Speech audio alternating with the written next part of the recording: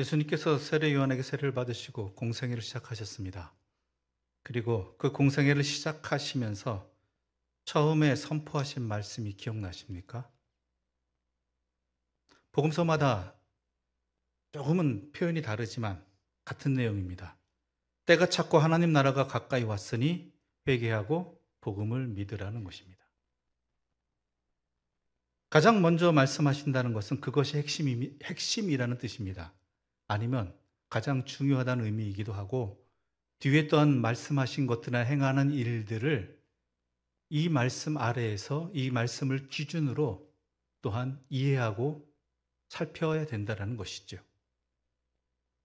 그런데 예수님께서 처음 선포하신 그 하나님 나라, 그 하나님 나라를 여러분은 대체 무엇이라고 생각하십니까? 다른 표현으로는 천국이라고도 표현하긴 하는데 정확한 의미는 하나님 나라가 맞습니다. 누가 하나님 나라가 무엇이냐고 물어본다면 여러분은 뭐라고 설명하시겠습니까? 예수님도 이 부분을 매우 어려워하셨던 것 같습니다. 왜냐하면 사람들의 생각과는 다르기 때문입니다. 그래서 하나님 나라에 대한 예수님의 가르침은 비유로만 나타날 뿐 서술이나 묘사가 없다고 합니다. 사람들은 흔히 하나님 나라를 죽은 이후에 주어질 보상으로만 생각하지만 예수님이 가르치신 하나님 나라는 그것만이 아니라 더 중요한 것은 우리 현실 속에서 지금 이 자리에서 실현되어지는 하나님의 다스리심입니다. 하나님의 뜻으로 다스려지는 곳이 곧 하나님의 나라라는 말씀입니다. 그래서 누가복음에서는 예수님께서 공생애를 시작하시고 하신 첫 사역이 바로 갈릴리 나사렛에 있는 회당에서 성경을 읽으신 사건을 통해서 말하고 있습니다. 안식일 회당에서 예수님께서 읽으신 본문은 이사야 61장의 내용이었습니다.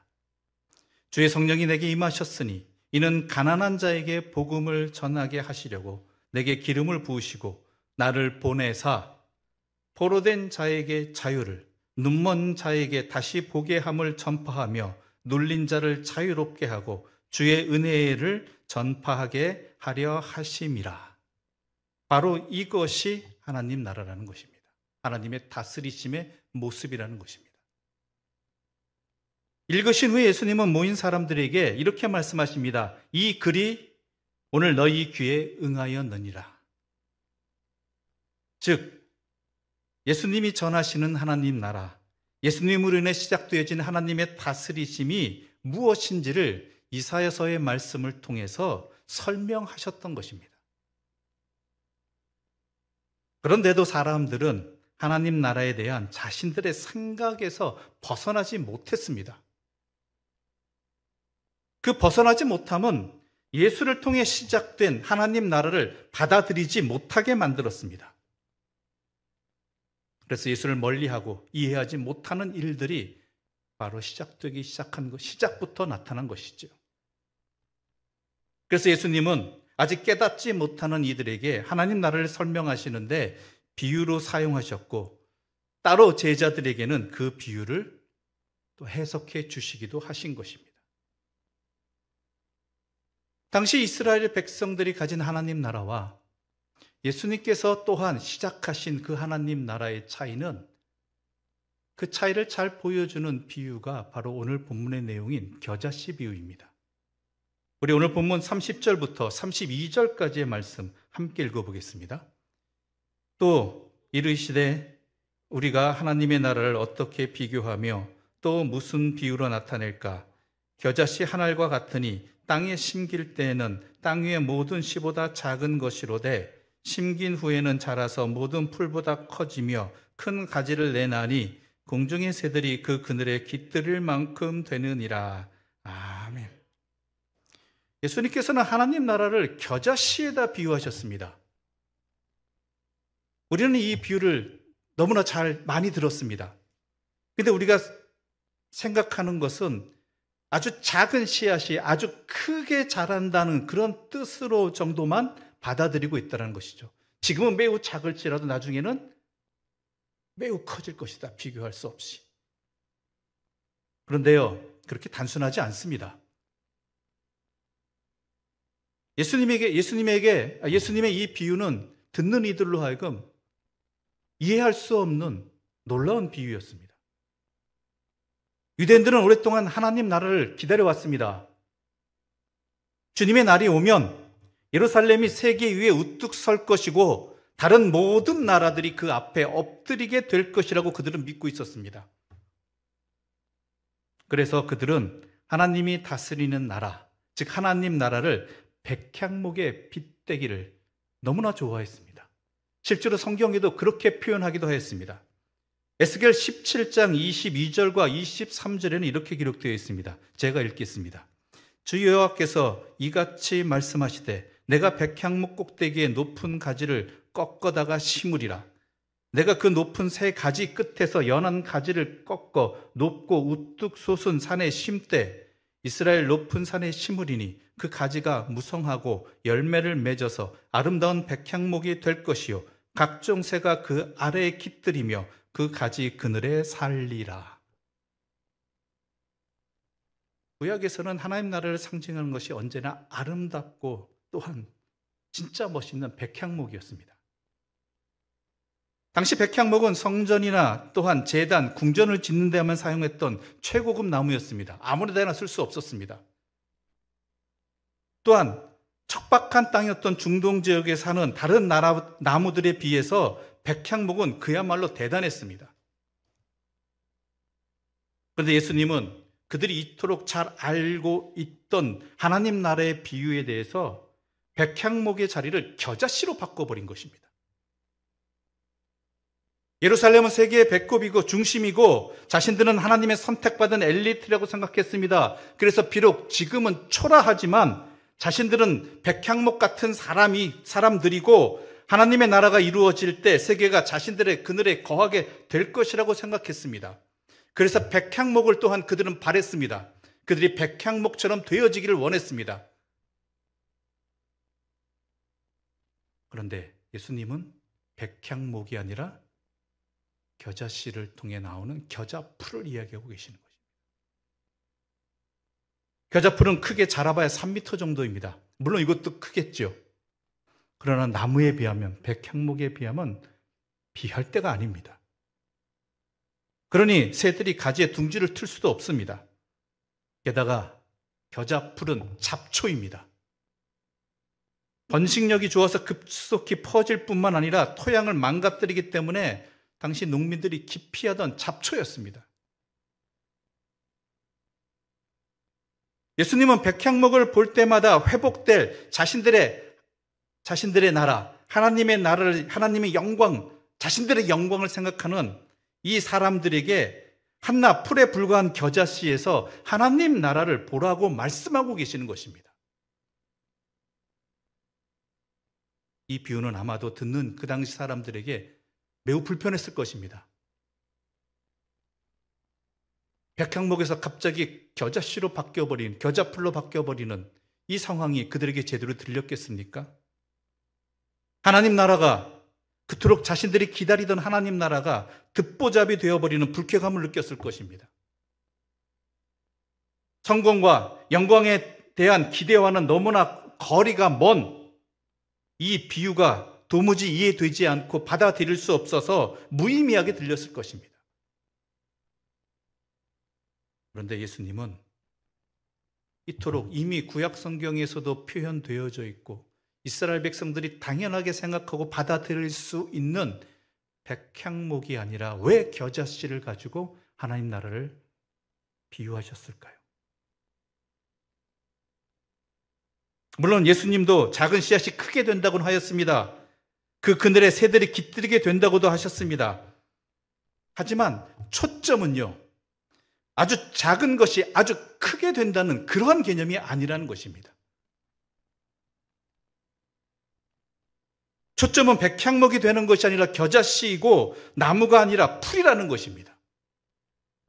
예수님은 아예 다른 그림을 그리고 계셨던 것입니다. 하나님 나라는 세상이 말하듯이, 세상이 소망하듯이 아주 크고 많고 강한 그것을 목적으로 하는 나라가 아니라는 것입니다. 하나님 나라를 겨자씨에 비유하신 것은 하나님 나라가 세상과는 아예 다른 나라이기 때문입니다. 하나님 나라는 크고 많고 강한 것으로 완성되는 나라가 아니라, 그것이 목적인 나라가 아니라, 하나님 나라는 겨자씨와 같은 소박한 삶일지라도 그것을 통해서 참된 하나님의 다스리심이 증거되어지고 살아가는 바로 그 자리가 하나님 나라라는 것이죠. 즉, 나무가 아니라 풀이어도 그 그늘 아래에서 누군가가 쉼을 얻을 때 그것이 바로 하나님의 다스리심이고 하나님의 나라라는 것입니다. 크지 않고 대단하지 않아도 그 안에서 서로 간의 사랑의 교제와 또한 사랑의 나눔이 있을 때, 이루어질 때 그것이 하나님 나라라는 것입니다. 즉, 에스겔이 말한 그 백향목을 비유해서 말하는 하나님 나라에도 중요한 포인트는 각종 새가 그 아래에 깃들이며 그 가지 그늘에서 살게 되리라는 이 말씀이라는 것이죠. 그런데 사람들은 백향목만을 바라보는 것이죠. 백향목이 되면 아닙니다. 비록 겨자풀과 같은 보잘것없는 것이라 할지라도, 자그마한 풀이라 할지라도, 잡초 같은 것이라 할지라도 그 그늘 아래에서 누군가가 쉼을 얻는다면, 누군가가 사랑을 서로 나누게 된다라면, 그 그늘 아래에서 위로를 받고 기운을 얻게 된다라면 그것이 바로 하나님 나라라는 것입니다. 예수 믿는다는 것은 새로운 삶의 문법을 받아들이는 것입니다. 서 있는 자리가 다르면 세상이 달리 보이는 법입니다. 예수님을 따라 산다는 것은 세상을 따르지 않는 것입니다. 세상은 더 많은 것을 가지는 것이 목표라고 이야기합니다. 아니, 더 많은 것을, 더 강한 것을 소유하지 못하더라도 자기 몫은 지켜야 된다라고, 자기의 몫을 빼앗기면 실패한 인생이라고, 아무 쓸모없다라고 말합니다. 그런데 예수를 믿는다는 것은, 예수님을 따라 산다는 것은 세상을 따르지 않는다는 것입니다. 도리어 손해봅니다. 도리어 바보 소리 듣습니다. 도리어 자기 몫을 지키는 것이 아니라 내어주어야 합니다. 다른 사람 위에 있는 그러한 삶이 아니라 기꺼이 다른 사람들을 섬기는 자리에 서는 삶이 바로 예수님을 따르는 삶이고, 또한 하나님 나라를 살아가는 백성의 모습이어야 한다는 것입니다. 우리는 이것을 너무나 잘 알고 있습니다. 아멘을 합니다. 그런데 그렇게 살아가기에 현실의 풍랑은 우리를 지치게 만듭니다. 포기하게 만듭니다.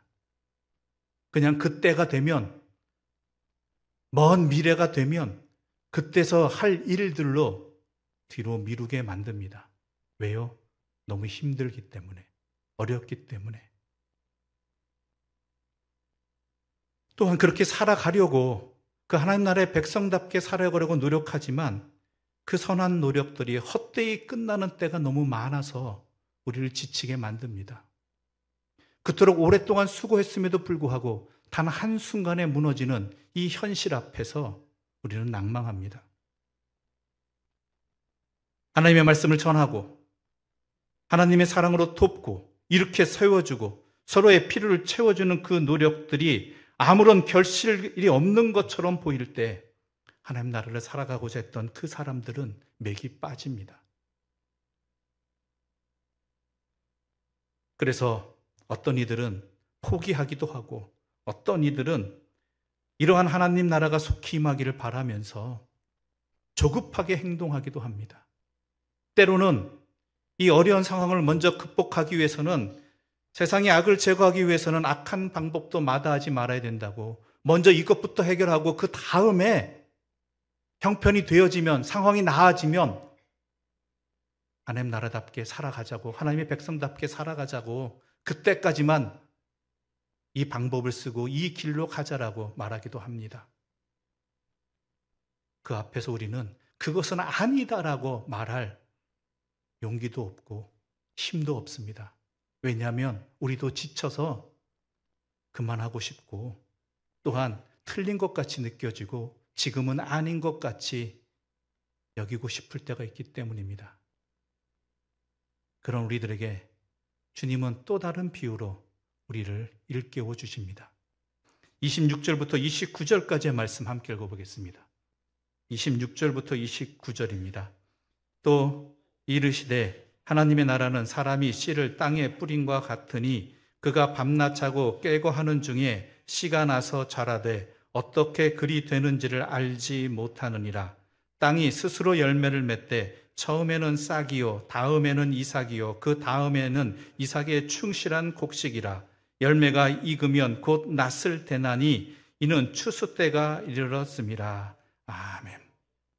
우리가 빠지게 되고 또한 시험에 빠질 뿐만 아니라 낭망하게 되는 대표적인 이유가 우리가 무언가를 했으면 그 일에 대해 성취를 함께 누리고 싶기 때문입니다.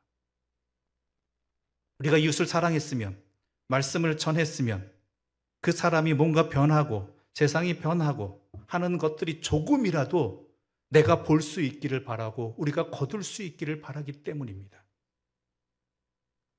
우리는 씨를 뿌리고 싹이 트고 자라나서 마침내 결실을 맺는 일체의 과정을 보고 싶어 합니다. 하지만 이러한 우리의 기대는 너무나 자주 좌절되어집니다. 그래서 당장 결실이 보이지 않는 이 현실 앞에서 안달이 납니다. 그런데 우리가 명심해야 될 것은 우리가 해야 할 일이 있고 또한 하나님이 하시는 일이 있다는 것입니다. 우리가 해야 할 일은 씨를 뿌리는 일입니다. 그러나 그 씨가 자라게 하고 또한 거두시는 이는 하나님이시라는 것입니다.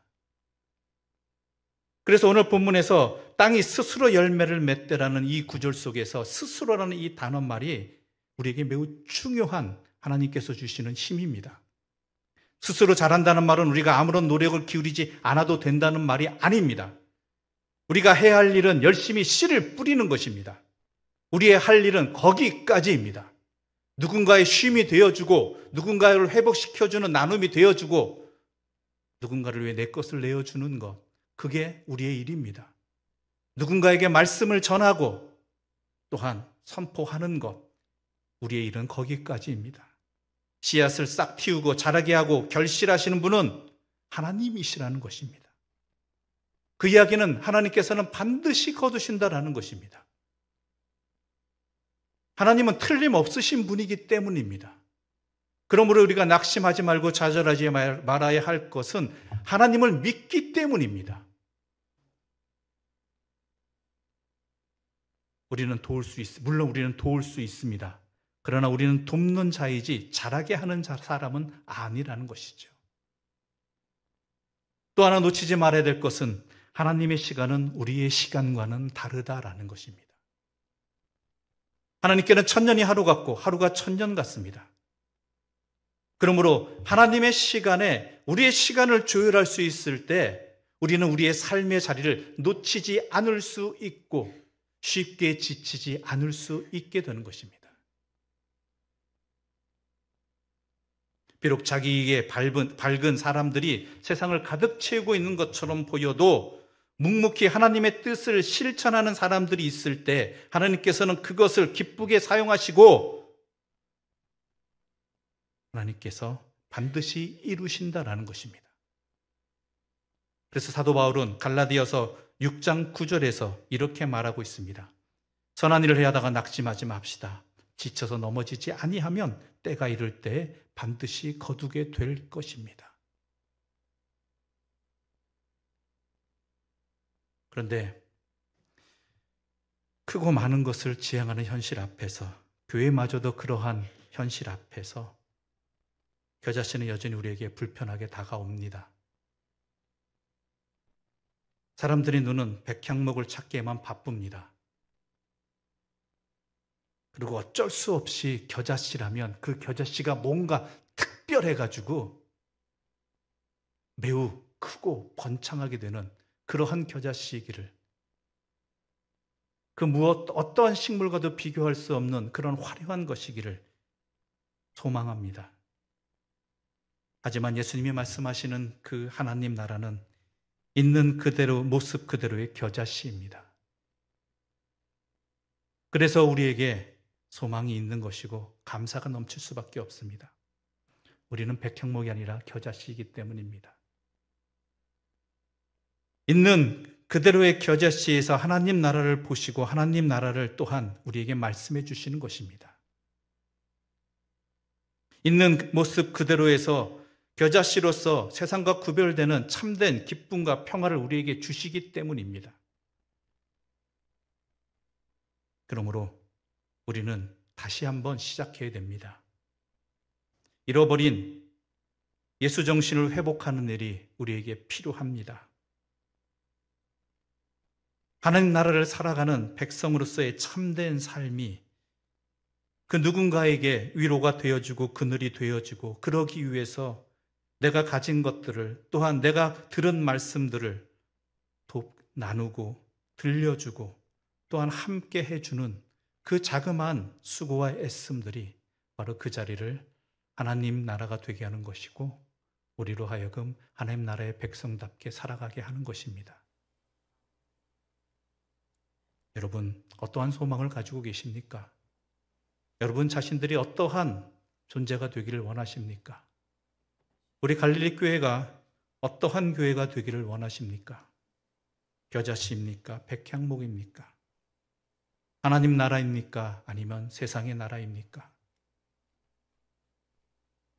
자그마한 한 사람이라 할지라도 위로를 받고 쉼을 얻고 주의 말씀을 듣는 바로 그곳이 하나님 나라이고, 그곳이 바로 겨자씨입니다. 우리의 꿈이 세상과 같다면 우리의 내일도 세상과 같을 것입니다.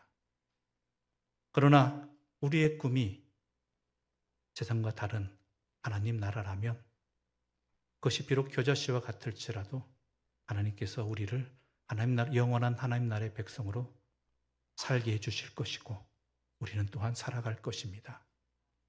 우리는 하나님의 백성이 될 것이고, 우리 교회는 하나님의 교회가 될 것입니다. 놓치지 마시고 우리의 자리를 회복하시고 하나님 나라를 살아가는 하나님의 나라의 백성의 그 하나님의 다스리심이 드러나는 우리 모두가 되기를 간절히 소망합니다. 기도드리겠습니다.